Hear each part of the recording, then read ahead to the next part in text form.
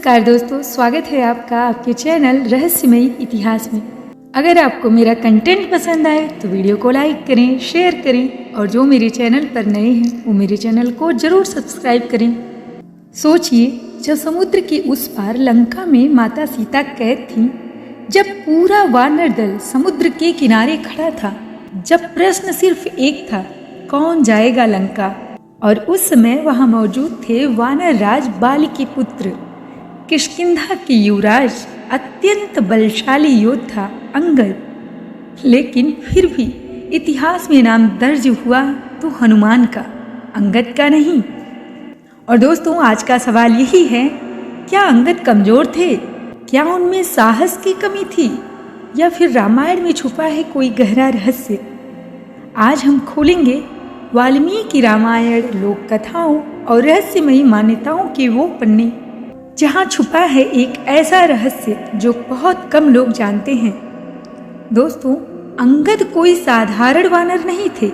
वे थे वानर राज बाली के पुत्र, किष्किंधा के युवराज, सुग्रीव के भतीजे और स्वयं भगवान श्री राम के अत्यंत प्रिय।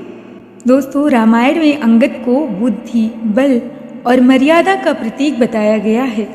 इतना ही नहीं, लंका में रावण की सभा में पैर जमाने वाले एकमात्र वीर योद्धा थे अंगद, जिनका पैर रावण, कुंभकर्ण और सभी राक्षस मिलकर भी नहीं हिला पाए। तो फिर प्रश्न उठता है, ऐसा पराक्रमी योद्धा लंका क्यों नहीं गया? दोस्तों, जब वानर सेना दक्षिण दिशा में खोज करते करते समुद्र तट तक पहुंची तो सभी स्तब्ध रह गए। सामने था अथाह समुद्र। अब समस्या थी, सीता माता लंका में थी और लंका समुद्र पार।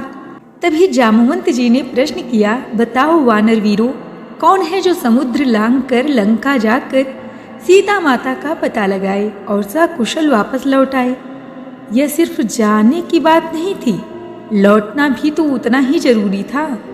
दोस्तों, नल, नील, सुग्रीव, मैंद, द्विद सभी वीर थे, लेकिन कोई आगे नहीं आया, क्योंकि यह मिशन था अत्यंत जोखिम भरा, रावण के राज्य में प्रवेश करने का और पकड़े जाने पर निश्चित मृत्यु थी। और तब सबकी नजर पड़ी अंगद पर। और दोस्तों, अंगद चुप थे, वे आगे नहीं बढ़े। यही मौन आज सदियों बाद भी प्रश्न बन गया है, क्या अंगद डर गए थे? तो दोस्तों, इसका उत्तर है नहीं, ऐसा बिल्कुल नहीं था। रामायण साफ कहती है, अंगद भयभीत नहीं थे। तो फिर कारण क्या था? दोस्तों, वाल्मीकि रामायण के अनुसार अंगद ने स्वयं स्वीकार किया, मैं लंका तक तो पहुंच सकता हूं, लेकिन वापस लौट पाऊंगा या नहीं, इस पर मुझे संदेह है। यह डर नहीं था, यह जिम्मेदारी का बोध था, क्योंकि वे युवराज थे, बाली के एकमात्र पुत्र, और किष्किंधा का भविष्य उन्हीं पर टिका था। अगर अंगद लंका में मारे जाते तो वानर राज्य का भविष्य संकट में पड़ सकता था। और दोस्तों, यह रामायण का सबसे रहस्यमयी और कम चर्चित प्रसंग है। दोस्तों, अब हम बात करते हैं रहस्य नंबर 2 के बारे में, जो है अक्षय कुमार से जुड़ा श्राप। और यह रामायण का सबसे रहस्यमयी और कम चर्चित प्रसंग है। कहते हैं अंगद और अक्षय कुमार का पुराना संबंध था। लोक कथाओं के अनुसार अंगद और रावण के पुत्र अक्षय कुमार एक ही गुरुकुल में पढ़ते थे। दोनों में किसी बात को लेकर विवाद हुआ। कहा जाता है कि देवगुरु बृहस्पति ने क्रोधित होकर अंगद को श्राप दिया, यदि भविष्य में तुम अक्षय कुमार से युद्ध करोगे तो तुम्हारी मृत्यु निश्चित होगी। अब सोचिए, लंका जाकर अक्षय कुमार से सामना होना लगभग तो तय ही था, और यही कारण था अंगद को अपनी वापसी पर शंका थी। अब हम बात करते हैं रहस्य नंबर 3 के बारे में, जामवंत का निर्णय। दोस्तों, जामवंत जी केवल बल नहीं देखते थे, वे देखते थे विवेक, परिणाम, भविष्य। उन्होंने सोचा, अंगद युवराज हैं, उनका सुरक्षित रहना आवश्यक है, राज्य की उत्तराधिकार श्रृंखला बनी रहनी चाहिए। इसलिए उन्होंने अंगद को रोका और एक और वानर की ओर देखा। दोस्तों, हनुमान जी उस समय चुप बैठे थे। कारण क्या था? क्योंकि वे अपनी शक्ति भूल चुके थे। उन्हें स्वयं पर विश्वास नहीं था।